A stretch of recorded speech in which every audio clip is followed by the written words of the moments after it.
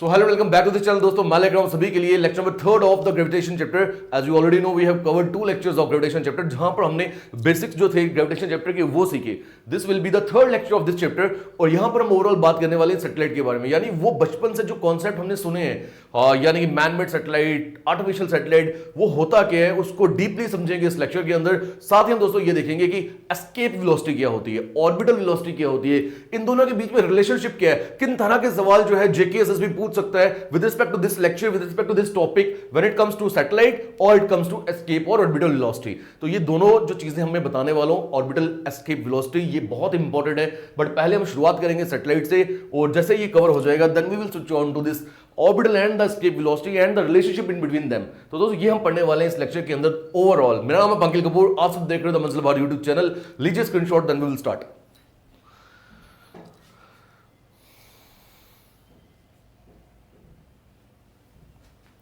चलिए, the first question arise जो यहां से सामने आता है, what do mean by satellite. 9th class में आपने सैटेलाइट के बारे में सुना होगा। आइए एक बार रिपीट करते हैं।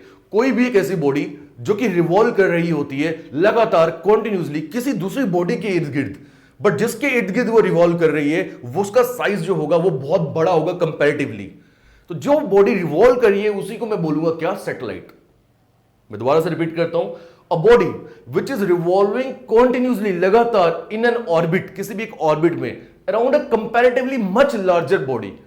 कंपैरिजन में अगर देखा जाए तो जिस बॉडी के अराउंड ये बॉडी रिवॉल्व कर रही है ना, तो ये जिसके अराउंड रिवॉल्व हो रही है ये बहुत बड़ी होनी चाहिए। तो मैं इस छोटी वाली बॉडी को जो रिवॉल्व कर रही है उसी को बोलूंगा सैटेलाइट। इसके लिए मैंने आपको विजुअलाइजेशन सामने दिखाई है, पिक्चर बनाई है एक। आप देखिए, मैंने सन लिया, अर्थ लिया। आप सभी को मालूम है अर्थ जो है ये रिवॉल्व करता है सन के अराउंड, मालूम है सभी को। और रिवॉल्व करने से हमारा एक साल बनता है, 365 दिन बनते हैं, पता होगा आपको। और जो अर्थ अपने ही एक्सिस पे रोटेट करता है उससे 24 घंटे बनते हैं, यानी कि एक दिन बनता है, मालूम होना चाहिए। चलिए अब सुनिए मेरी बात। अब अर्थ जो है इसका साइज विद रिस्पेक्ट टू सन की मैं बात करूं, अर्थ का साइज छोटा है, ऑलरेडी आपको ये पता भी होगा। हालांकि हमें लगता है कि अर्थ का साइज तो बहुत बड़ा है, हाँ बड़ा है, बट जब सन के सामने खड़ा हो जाएगा तो अर्थ छोटा होगा। सन तो बहुत ही बड़ा है। ये वही बात हो गई कि फुटबॉल के सामने मैंने छोटी सी क्रेजी बॉल को रख दिया। तो क्रेजी बॉल जो है, क्रेजी बॉल मालूम है ना, बचपन में हम खेलते थे, जंप करते थे, बड़ा ऊपर जाता था।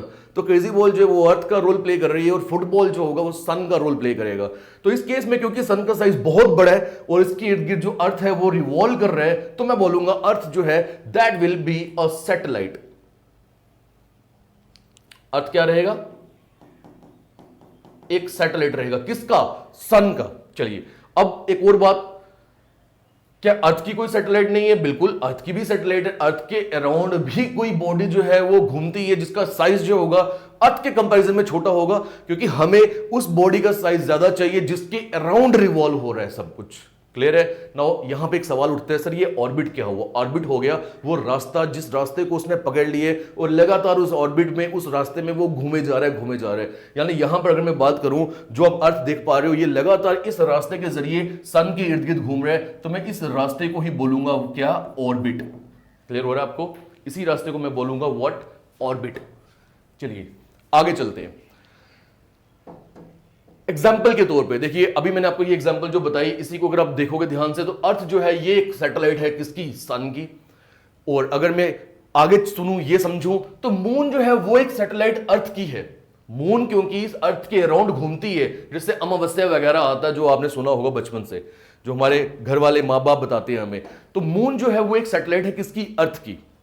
और हर एक प्लैनेट, जितने भी प्लैनेट्स हैं, वैसे 9 प्लैनेट्स थे, प्लूटो को हटा दिया जाए तो बाकी जो बचे हुए प्लैनेट्स हैं, जो 8 प्लैनेट हो गए, हर एक प्लैनेट जो होगा दोस्तों वो किसका सैटेलाइट है, सन का। क्योंकि हमने जब सोलर सिस्टम पढ़ा था हमने देखा था कि सेंटर में सन आ जाता है और बाकी सभी प्लैनेट जो होते हैं वो सन के इर्द गिर्द घूमते हैं, रिवॉल्व करते हैं। तो सभी प्लैनेट जो होंगे वो सन की क्या रहेंगी, सैटेलाइट रहेंगी। क्लियर हो गया पॉइंट? मुझे लगता है अब आपको सैटेलाइट कॉन्सेप्ट जो है ये ध्यान से समझ आ चुका होगा। एक बार मैं वापस से रिपीट कर लेता हूं, क्या, कि कोई भी एक ऐसी बॉडी जो रिवॉल्व करती है लगातार किसी भी दूसरी बॉडी के अराउंड, किसी भी एक ऑर्बिट में, बट जिसके अराउंड रिवॉल्व कर रही है उसका साइज बहुत बड़ा होना चाहिए। इस केस में जो छोटी बॉडी रिवॉल्व कर रही है उसको मैं बोलूंगा सैटेलाइट। ध्यान देने वाली बात यह, सैटेलाइट बीच वाली बॉडी नहीं है जिसके अराउंड घूम रहा है, जो घूम रही होगी बॉडी उसी को मैं सैटेलाइट बोलूंगा। चलिए दोस्तों, सैटेलाइट किस तरह की होती है? There are 2 types of satellite. The first one is the natural satellite and the second one is the artificial satellite. तो दो तरह की सैटेलाइट्स होती है, एक रहती है नेचुरल, दूसरी रहती है आर्टिफिशियल। नाम से ही पता चल रहा है नेचुरल सैटेलाइट्स क्या होंगी, जो नेचर के जरिए दिखी गई है, यानी नेचर ने हमें उन सैटेलाइट्स को प्रोवाइड किए, हमने कुछ भी रोल नहीं प्ले किया उन सैटेलाइट्स को बनाने में। जिस तरह से मैंने अभी तक आपको एग्जांपल्स दी है, अर्थ, सन, मून, प्लैनेट्स, क्या ये प्लैनेट्स, ये अर्थ, ये सन हमने बनाया है? हमने तो नहीं बनाया, नेचर ने बनाया ना, मैन मेड इंटरफेरेंस कोई भी नहीं है इसके अंदर। तो ये सभी सैटेलाइट्स जो होंगे दोस्तों, ये नेचुरल सैटेलाइट्स होंगे। But on the other hand वो सब सैटेलाइट्स जो कि इंसानी इंटरफेरेंस की वजह से बनती है, यानी मैन मेड सैटेलाइट्स होती है, यानी हम खुद बनाते हैं और उनको एक ऑर्बिट में छोड़कर आते हैं, जिस ऑर्बिट में वो घूमती रहेगी, चाहे सन के अराउंड, चाहे अर्थ के अराउंड, किसी भी उस बॉडी के अराउंड जिसकी इंफॉर्मेशन हम गैदर करना चाहते हैं। तो वो सैटेलाइट को मैं बोलूंगा आर्टिफिशियल सैटेलाइट या फिर मैन मेड सैटेलाइट। उम्मीद करता हूं ये आपको समझ आया होगा। अब यहां से सवाल ये उठता है, सर अगर मैन मेड सैटेलाइट जो है, जो आर्टिफिशियल सैटेलाइट है, तो पहली आर्टिफिशियल सैटेलाइट या मैन मेड सैटेलाइट कब डाली गई थी किसी भी एक ऑर्बिट में, और उसका नाम क्या था?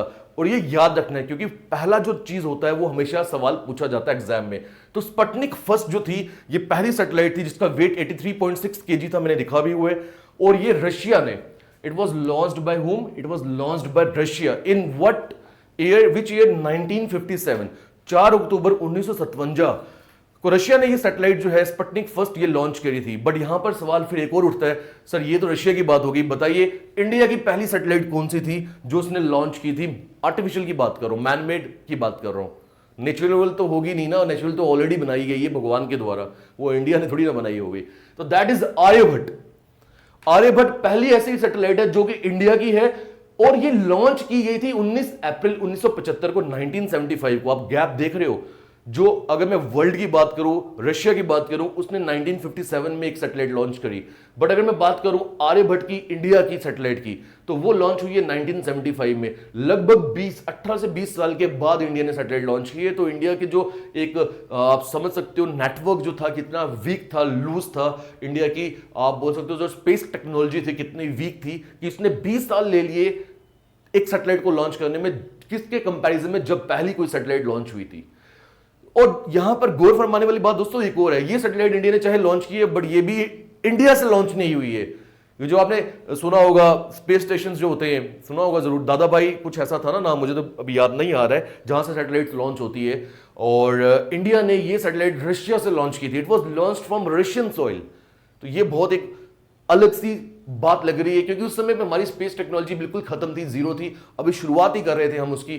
तो उस समय हमारे पास इतनी ज्यादा फीचर्स, इतने ज्यादा कैपेबिलिटी, एबिलिटी नहीं थी हमारे पास कि हम उसको खुद इंडिया से ही लॉन्च करते। तो उम्मीद करता हूं ये भी क्लियर हो गया। नाउ दोस्तों, what do mean by velocity? अरे वेलोसिटी तो सभी को पता है, जब भी कोई बॉडी मूव करती है, कोई डिस्टेंस ट्रेवल करती है, उसी को वेलोसिटी बोलते हैं। बट यहां पर नाम आ जाएगा दो तरह की वेलोसिटीज का। देखो वेलोसिटी की जब मैं बात कर रहा हूं तो here comes two types of velocity. The first one will be the orbital velocity and the second one will be the what? Escape velocity. अब नाम से कुछ पता चलना चाहिए आपको। एस्केप का मतलब क्या होता है? क्या डिफरेंस है एस्केप और रन में? रन का मतलब हो गया भागना, बट एस्केप का मतलब हो गया भाग जाना और कभी वापस नहीं आना, जिसको बोलते हैं चोरी करके कोई चीज भाग रहा है और खुद वापस नहीं आ रहा है। तो एस्केप से समझ हमें ये आ रहा है कोई चीज को भगा देना जो वापस ना आए। ऑर्बिटल से हमें समझ ये आ रहा है ऑर्बिट में डालने के लिए जिस वेलोसिटी का इस्तेमाल होगा। चलिए मैं आपको डिटेलिंग में ये सब समझाऊंगा, बस मैंने यहां पे इस स्लाइड में इन चीजों को इसलिए लिखा है ताकि मैं आपको इन चीजों को बार बार दिखा पाऊं और याद करवा पाऊं। फिलहाल के लिए आपको यह याद रखना है कि ऑर्बिटल वेलोसिटी का जो फॉर्मूला है VO लिखा है मैंने, O स्टैंड्स फॉर ऑर्बिटल, तो वो है अंडर रूट ऑफ GR। यहां पे G क्या है? Acceleration due to gravity. बड़ा R क्या होगा? Radius of earth. और जब मैं बात करूंगा एस्केप वेलोसिटी की तो बस सेम फॉर्मूला है, बस यहां अंडर रूट GR था, यहां 2 इंट्रोड्यूस हो गया, यानी अंडर रूट ऑफ 2GR। और एस्केप वेलोसिटी की जब मैं बात कर रहा हूं तो याद रखिएगा इसकी वैल्यू अगर मैं निकाल कर रहा हूं, because we know that acceleration due to gravity की वैल्यू क्या रहती है? G स्मॉल g की वैल्यू हमें मालूम है 9.8 मीटर पर सेकंड स्क्वायर। फिर हमें यह भी मालूम है रेडियस ऑफ अर्थ कितना 6400 किलोमीटर, यानी उन वैल्यूज को अगर मैं सब्स्टिट्यूट करूं तो कुछ ना कुछ वैल्यू निकल कर आएगी। और एस्केप वेलोसिटी की वैल्यू कितनी होती है? 11.2 किलोमीटर पर सेकंड। ऑर्बिटल वेलोसिटी की वैल्यू कितनी होती है? 7.92 किलोमीटर पर सेकंड। मैंने इसे अलग इसलिए रखा है पिछली अगली स्लाइड से, बिकॉज मैं आपको बताऊं जो डायरेक्ट स्ट्रेट फॉरवर्ड क्वेश्चन आता है ना, वो पूछा जाता है बताइए ऑर्बिटल वेलोसिटी का फॉर्मूला क्या है? ये सामने है, VO equals to under root of GR। बताइए एस्केप वेलोसिटी का फॉर्मूला क्या है? ये सामने VE equals to under root of 2GR। बताइए ऑर्बिटल वेलोसिटी होती कितनी है? 7.92 मीटर किलोमीटर पर सेकंड। एस्केप वेलोसिटी कितनी होती है 11.2 किलोमीटर पर सेकेंड। तो ये सब आपको याद रखना है, यहीं से बार बार आपको सवाल एग्जाम में देखने को मिलेंगे। ये 4 सवाल तो सामने ही खड़े हो गए ना, एक फॉर्मूला इसका, एक फॉर्मूला इसका, 2 सवाल ये हो गए और 2 इनकी वैल्यूज के सवाल हो गए। बट फिर भी चलिए एक बार समझ लेते हैं कि ये रियलिटी में होता क्या है।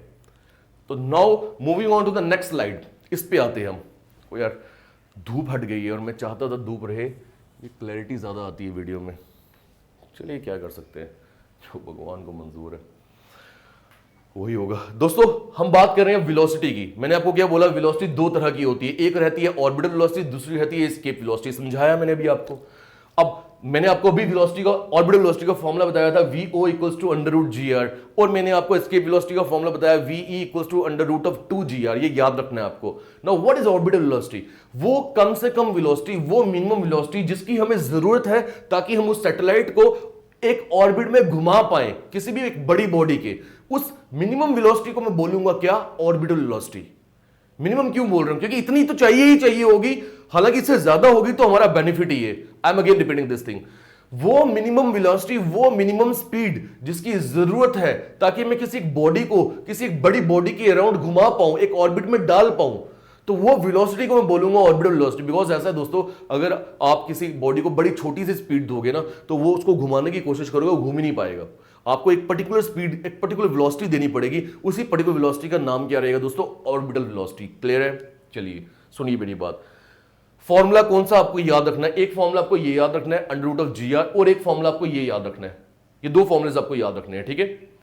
देखो V = √gm/r, ये भी आपको याद रखना है। यहां पर m के mass of earth, small r के radius of orbit of that satellite. Because आपको समझना पड़ेगा, अगर ये सन है और ये वो बॉडी मूव कर रही है इसके अराउंड, तो एक तो सन का रेडियस होगा r, और ये दूरी भी तो होगी स्मॉल h। एक सन का रेडियस होगा r और एक ये दूरी भी तो होगी स्मॉल h। यहां से समझ ये आता है, अगर मैं इस बॉडी का जो घूम रही है इसका ऑर्बिट का रेडियस ढूंढूं तो वो पूरा होगा, जिसमें उसका इंट्रोडक्शन होगा r से। किसके बराबर होगा? अर्थ का रेडियस प्लस जितनी हाइट ऊपर लेके जा रहे हो आप वो, यानी स्मॉल r = बड़ा वाला r प्लस h। समझ रहे हो? तो मैंने क्या बोला, यही लिखा है, स्मॉल r = बड़ा वाला r प्लस h। अब दोस्तों हमने रिलेशनशिप पढ़ा था स्मॉल g और लार्ज g के बीच में, कि स्मॉल g = gm/r²। यहां से इस r² को g के साथ मल्टीप्लाई करो, यानी gr² का वैल्यू आ जाएगा gm। तो अब करना क्या है, इस gm की जगह सब्स्टिट्यूट कर दो gr² को। मैंने gr² सब्स्टिट्यूट करा, उससे हुआ क्या, r का स्क्वायर है तो r बाहर आ जाएगा, अंदर रहेगा √g/r रहेगा √g/r। और अगर ये आपको क्लियर हो गया, इसी r की वैल्यू को मैंने सब्स्टिट्यूट किया, क्योंकि r की वैल्यू मैंने क्या बताई थी आपको, r प्लस h। इसी r की वैल्यू को सब्स्टिट्यूट किया तो मैं यहां तक पहुंचा। यानी मुझे ये याद करने की जरूरत नहीं है, यहां तक तो मैं एग्जाम में भी सॉल्व करके पहुंच सकता हूं। मुझे जो याद करने की जरूरत है मेनली वो ये है और वो ये है, क्योंकि यहां से मैं सब्स्टिट्यूशन करके यहां तक पहुंच सकता हूं। बट मैंने ये करवाया क्यों है, बिकॉज पूछ सकता है आपको इस तरह का पैटर्न भी, पूछ सकता है इस तरह का पैटर्न भी और इस तरह का पैटर्न भी, तो ये सभी हमें मालूम होने चाहिए। डन? क्लियर हो गया? दोबारा से इस फॉर्मूले के ऊपर आ जाइए। v किसके बराबर है, √gm/r। और मैंने आपको बोला, हमने रिलेशनशिप पढ़ा था स्मॉल g और बड़े g के बीच में, वो रहता क्या है रिलेशनशिप, g = gm/r²। यहां से अगर मैं क्रॉस मल्टीप्लाई करूं तो gm की वैल्यू स्मॉल g × r² हो जाएगा, और मैंने gm की जगह ये वैल्यू सब्स्टिट्यूट कर दी, r बाहर आ गया, √g/r रह गया, और स्मॉल r की वैल्यू होती है लार्ज r प्लस h, वो वैल्यू मैंने सब्स्टिट्यूट करी है, बस। डन ना दोस्तों? ये सब वैल्यूज में सब्स्टिट्यूट करने के बाद मैंने क्या बोलता, ऑर्बिटल वेलोसिटी कितनी निकल कर आती है, 7.92 किलोमीटर पर सेकंड। वो भी क्लियर हो गया आपको यहां से। चलिए आगे चलते हैं दोस्तों, एस्केप वेलोसिटी के ऊपर आते हैं। देखो मैंने इस लेक्चर को लिखने में लगभग 1 घंटा लिया होगा, 45 मिनट लिए होंगे, बट समझाने में सिर्फ 20 से 25 मिनट लगेंगे, बिकॉज हमने आपका लगभग 40 से 45 मिनट जो टाइम है वो सेव कर दिया। लिखने वाला टाइम मैंने लगाया है, आपको नहीं लगाना है। आप चाहो तो उसका स्क्रीनशॉट लेके रख सकते हो, बट लिखोगे भी उससे पहले आपने समझ लिया होगा। इस लेक्चर को देखने में वक्त कम लगेगा आपको।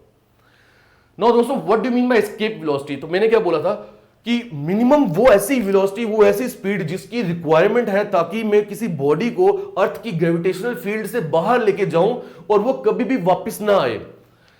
minimum speed या velocity with which the body has to be projected vertically upwards from the surface of earth so that it just crosses the gravitational field of earth and never returns on its own। मतलब समझ रहे हो? यानी समझो ध्यान से, मैंने ये एक बॉल ली, मान लीजिए मेरे पास बॉल है, इस बॉल को मैं एक स्पीड या वेलोसिटी दे रहा हूं, ये दी मैंने, थोड़ी सी दी वापस आ गई। अब थोड़ी और ज्यादा देता हूं इस बॉल को मैं वेलोसिटी, ये और ज्यादा दी, अरे यार ये तो फिर वापस आ गई। अब मैं इस बॉल को और ज्यादा स्पीड दे रहा हूं, ये ऊपर गई और दीवार को टकरा के वापस नीचे आ गई, छत को टकरा के वापस नीचे आ गई। चलो छत ना भी होता, मैं इसी बॉडी को और स्पीड देता, फिर भी ये शायद एक टाइम पर वापस आ जाती। यानी ये स्पीड से काम नहीं चल रहा है, इस स्पीड से वापस बॉडी अर्थ की ग्रेविटेशनल फील्ड की अंदर आ रही है, और क्योंकि हाई ग्रेविटेशनल फील्ड के अंदर तो अर्थ के पास आ रही है, मेरे को इतनी स्पीड देनी पड़ेगी ताकि ये जो बॉडी है ये अर्थ के अराउंड जो भी एक आप बोल सकते हो कवच लगा हुआ है ग्रेविटेशनल फील्ड का, जहां तक अर्थ का प्रकोप है, जहां तक अर्थ का इंपैक्ट है, अगर वहां से मैं बाहर ले जाऊं इस बॉडी को, तो बॉडी कभी वापस आ नहीं पाएगी अपने आप। वही लिख रहा है never returns on its own, उसका मीनिंग वही चीज हो गई। तो वो जो स्पीड मुझे देनी पड़ेगी, मैं हाथ से वो स्पीड दे नहीं पाऊंगा, मैं प्रोजेक्टर से वो स्पीड दे पाऊंगा। तो उस बॉडी को, उस सैटेलाइट को जब उतनी स्पीड मिल जाएगी कि वो अर्थ की ग्रेविटेशनल फील्ड से बाहर हो जाए, तो वो कभी वापस आएगी नहीं, और उस स्पीड को मैं बोलूंगा एस्केप वेलोसिटी, क्योंकि उसने अर्थ को एस्केप कर दिया। समझ रहे मेरा पॉइंट? अब इसको भी मिनिमम क्यों बोला जा रहा है, ये बड़ा जरूरी होता है, मिनिमम और मैक्सिमम। इसको भी मिनिमम इसलिए बोला जा रहा है दोस्तों, क्योंकि मैंने पहले इसको 10 किलोमीटर प्रति, मान लो एग्जांपल के तौर पे 10 मीटर पर सेकंड की स्पीड दी, वापस आ गई, 15 मीटर पर सेकंड की स्पीड दी, वापस आ गई, 1000 मीटर पर सेकंड की स्पीड दी, यानी 1 किलोमीटर पर सेकंड की स्पीड दी, वापस आ गई वापस। अब मैं आपको ये बोल रहा हूं, जब मैं इसको बहुत ज्यादा स्पीड दे देता हूं, मान लीजिए मैंने इतनी दे दी 11.2 किलोमीटर पर सेकंड, तो ये बॉडी बाहर चली गई। बट अब मैं 11.2 से ज्यादा दूंगा, 12 किलोमीटर प्रति सेकंड दे दूंगा तब भी बाहर जाएगी, 13 दूंगा तब भी बाहर जाएगी ना। तो कम से कम ऐसी वेलोसिटी एस्केप इसको बोलूंगा, 12 को नहीं बोलूंगा, 13 को नहीं बोलूंगा, 14 को नहीं बोलूंगा, कम से कम ऐसी वेलोसिटी, ऐसी स्पीड जिसको देने से बॉडी अर्थ की ग्रेविटेशनल फील्ड को छोड़ रही है, भाग रही है और बाहर वापस नहीं आ रही है, उस कम से कम स्पीड को मैं एस्केप वेलोसिटी बोल रहा हूं। देखो एस्केप तो इससे ऊपर वाली वेलोसिटीज में भी करेगा, बट उसको मैं एस्केप वेलोसिटी नहीं बोलूंगा। एस्केप जहां से शुरुआत हो रही है छोड़ने की अर्थ की फील्ड को, उसको मैं एस्केप वेलोसिटी बोल रहा हूं। उम्मीद करता हूं ये भी दोस्तों आपको समझ आ चुका होगा। आइए दोस्तों आगे चलते हैं। नाउ इसका फॉर्मूला क्या रहेगा, वही जो मैंने आपको ऊपर बोला, VE इक्वल्स टू √2GR, बस इतना ही याद रखना आपको, ठीक है। और ये एक रिलेशनशिप खड़ा हो जाता है एस्केप वेलोसिटी और ऑर्बिटल वेलोसिटी के बीच में। वो क्या है, आपने देखा VE इक्वल्स टू √2GR, ये तो आ गई कौन सी वेलोसिटी, एस्केप वेलोसिटी। इसमें जो आप देख रहे हो, क्या देख रहे हो, इसको मैं अलग अलग करके लिख सकता हूं। कैसे, देखो आप ध्यान से, मैंने √2 को अलग कर दिया और √GR को अलग कर दिया। और √GR दोस्तों वो तो ऑर्बिटल वेलोसिटी होती है, मैंने √GR की जगह VO सब्स्टिट्यूट कर दिया, यानी VE इक्वल्स टू √2VO, जो एस्केप वेलोसिटी है √2 टाइम्स ऑर्बिटल वेलोसिटी होगी। अरे ये एक और नया पोर्शन हमारे सामने खड़ा हो गया, यानी एक और नया सवाल हमारे सामने खड़ा हो गया कि what do mean by the relationship, what is the relationship between the escape and the orbital velocity? That is escape velocity equals to √2 times the orbital velocity। ये याद रखना आपको। सामने आपको दिख रहा है escape velocity ज्यादा है, ये 11.2 किलोमीटर पर सेकंड है, ये 7.92 किलोमीटर पर सेकंड है, ये ज्यादा है ना इससे। अब इसको किस नंबर से मल्टीप्लाई करूं कि मुझे ये मिलेगा √2 के साथ। √2 की वैल्यू क्या है, 1.44। Now when we multiply this number with 1.44 you will attain 11.2 kilometre पर सेकंड। तो अब आपसे एक सवाल और पूछा जा सकता है, एस्केप वेलोसिटी और ऑर्बिटल वेलोसिटी के बीच में दोनों में से बड़ी कौन सी है, तो वो एस्केप वेलोसिटी है। तो दोस्तों ये था वो सब टॉपिक, वो सब चीजें जो मैं आपको इस लेक्चर के अंदर कवर करवाना चाहता था, और उम्मीद करता हूं कि आपको ये अच्छे से समझ आया होगा। नाउ एक क्विक रिवीजन दे रहा हूं, then we will sum up, और उसके बाद मैं लेकर आऊंगा नेक्स्ट लेक्चर, जहां पर मैं वेटलेसनेस, जहां पर Capitals law of planetary motion और जो बचे हुए टॉपिक होंगे इस ग्रेविटेशन चैप्टर में से मैं वो कवर करवाने वाला हूं। तो एक बार रिवीजन देते हैं, सैटेलाइट क्या होता है। कोई भी एक ऐसी बॉडी जो कि एक बड़ी बॉडी के अराउंड घूम रही है, लगातार घूम रही है, एक रास्ते में घूम रही है, उस रास्ते को ऑर्बिट बोलते हैं, और जो बॉडी घूम रही है उसे सैटेलाइट बोलते हैं। दो तरह की सैटेलाइट होती है, एक नेचुरल, एक आर्टिफिशियल। नेचुरल जो नेचर ने बनाई, आर्टिफिशियल जो इंसान ने बनाई। नेचुरल सैटेलाइट की बात करूं तो अर्थ नेचुरल सैटेलाइट है सन का, अर्थ के अराउंड मून घूमता है तो मून अर्थ का, और सभी प्लैनेट सन के सैटेलाइट्स है। अगर मैं मैनमेड की बात करूं, आर्टिफिशियल की बात करूं, स्पुतनिक फर्स्ट रशिया ने लॉन्च की थी 1957 में, अक्टूबर में, 4 अक्टूबर को, तो वो स्पुतनिक फर्स्ट पहली मैनमेड सैटेलाइट है। आगे चलते हैं दोस्तों, इंडिया की पहली जो सैटेलाइट थी आर्टिफिशियल, वो कौन सी थी, आर्यभट्ट। कहां से लॉन्च हुई थी, रशियन सॉइल से। उसके आगे चली दोस्तों, वेलोसिटी दो तरह की होती है, एक ऑर्बिटल रहती है, एक एस्केप रहती है। यहां पे इस स्लाइड में जो आपको देखने को मिल रहा है, इसमें से 4 सवाल निकल कर आते हैं। एक निकल कर आता है कि ऑर्बिटल वेलोसिटी की वैल्यू क्या है, 7.92 किलोमीटर पर सेकंड। दूसरा निकल कर आता है एस्केप वेलोसिटी की वैल्यू क्या है, 11.2 किलोमीटर पर सेकंड। फिर निकल कर आता है ऑर्बिटल वेलोसिटी का फॉर्मूला क्या है, VO इक्वल्स टू √GR, और एस्केप वेलोसिटी का फॉर्मूला क्या है, V equals to √2GR। And then comes orbital velocity होती क्या है। तो वो कम से कम वेलोसिटी जिसकी रिक्वायरमेंट हमें पड़ेगी ताकि हम बॉडी को एक ऑर्बिट में डाल पाए, ठीक है, उसको ऑर्बिटल बोलेंगे। और एस्केप वेलोसिटी क्या होती है? वो कम से कम वेलोसिटी जिसकी रिक्वायरमेंट है ताकि मैं अर्थ की ग्रेविटेशनल फील्ड से उस बॉडी को बाहर लेके जाऊं, वो बॉडी कभी वापस आए ना अर्थ के पास, उसको बोलूंगा एस्केप वेलोसिटी। ये भी मिनिमम होती है, ये भी मिनिमम, क्योंकि इससे ज्यादा अगर स्पीड्स दोगे, वेलोसिटीज दोगे, तो जो आप काम करवाना चाहते हो वो तो हो जाएगा, बट उन सभी को हम एस्केप वेलोसिटी या ऑर्बिटल वेलोसिटी नहीं बोल सकते। जहां से चीज शुरू हो रही है 11.2 किलोमीटर पर सेकंड से शुरू हो रही है, मैं इसी को एस्केप वेलोसिटी बोलूंगा। यहां पे 7.92 किलोमीटर पर सेकंड से हो रही है, मैं इसी को ऑर्बिटल वेलोसिटी बोलूंगा। तो रिलेशनशिप क्या है इन दोनों के बीच में, मुझे क्लियरली समझ आया। एस्केप वेलोसिटी बड़ी है ऑर्बिटल वेलोसिटी से, √2 टाइम्स बड़ी है। तो escape v equals to √2 of vo। ये आया कहां से? क्योंकि v का फॉर्मूला क्या है? √2 gr। मैं √2 को अलग कर रहा हूं, √gr को अलग करूं, √gr जो है ये तो vo के बराबर है, यानी v जो है √2 vo के बराबर है। दोस्तों ये था आज का लेक्चर, उम्मीद करता हूं आपको समझ आया होगा, मजा आया होगा। और जरूर अपने स्टूडेंट्स जो भाई बहन है, कजन्स हैं, जो भी तैयारी करें एग्जाम की, उन तक इस लेक्चर को जरूर पहुंचाइए, इस चैनल को जरूर पहुंचाइए। मेरा जेकेपी कांस्टेबल का जो कोर्स है हमारा, वो लॉन्च हो चुका है मंजिल भारत एप्लीकेशन के ऊपर। मेरा खुद का जो मैथ्स का कोर्स है वो लॉन्च हो चुका है। आप चाहो तो वहां पर जाके उस कोर्स को भी ज्वाइन कर सकते हो। बहुत सारे बेहतरीन लेक्चर्स इस तरह के आपको वहां देखने को मिल जाएंगे। दोस्तों ऑलरेडी हंड्रेड्स ऑफ स्टूडेंट्स ने उस कोर्स को ज्वाइन करा हुआ है, आप चाहो तो आप भी ज्वाइन कर सकते हो। मिलते हैं अगले लेक्चर में। Till then take care, good bye and जय हिंद।